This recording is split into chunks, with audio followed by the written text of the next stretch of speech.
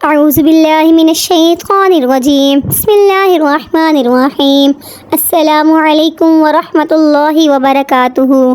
کیسے ہیں دوستو آپ سب؟ امید کرتی ہوں سب خیریت سے ہوں گے۔ دوستوں، جیسا کہ ذی الحج کا مبارک مہینہ شروع ہو چکا ہے، ذی الحج کی فضیلت کے بارے میں کون نہیں جانتا۔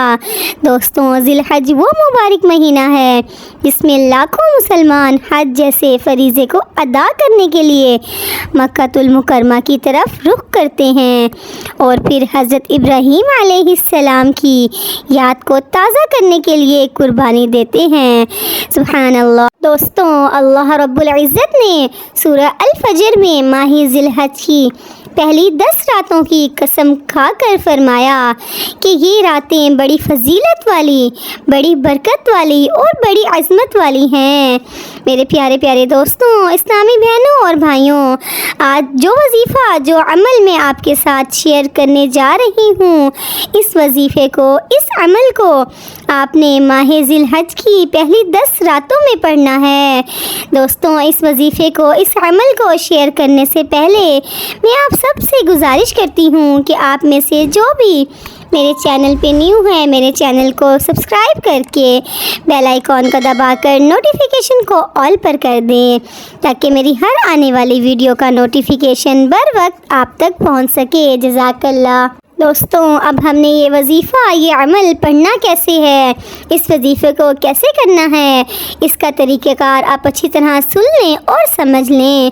دوستوں، جیسا کہ ہر وظیفے کی شروعات ہم اپنے سرور کائنات حضرت محمد مصطفیٰ صلی اللہ علیہ وآلہ وسلم کو درود پاک کا نذرانہ پیش کرتے ہیں۔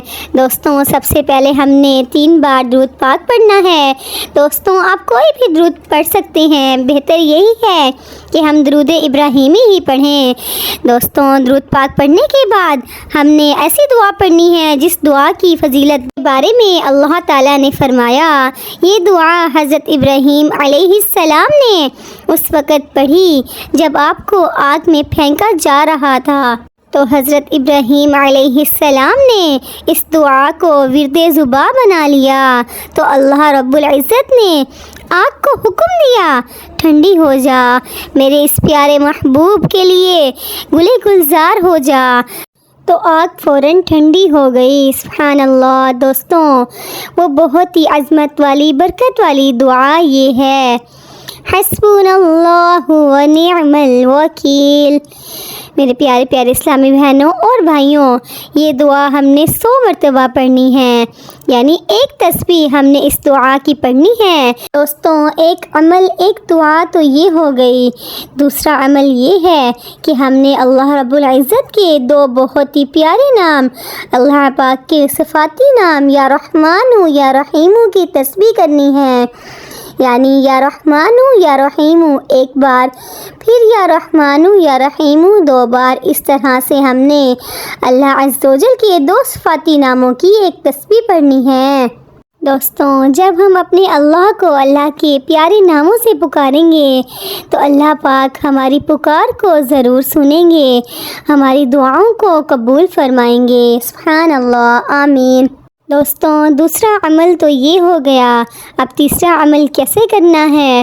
تیسرے عمل میں ہم نے سورۃ اخلاص کی تلاوت کرنی ہے۔ ہم نے سورۃ اخلاص 21 مرتبہ پڑھنی ہے۔ اس کے شروع میں ہی بسم اللہ الرحمن الرحیم پڑھ لینا ہے اور باقی ترتیب سے 21 مرتبہ ہم نے سورۃ اخلاص کی تلاوت کرنی ہے۔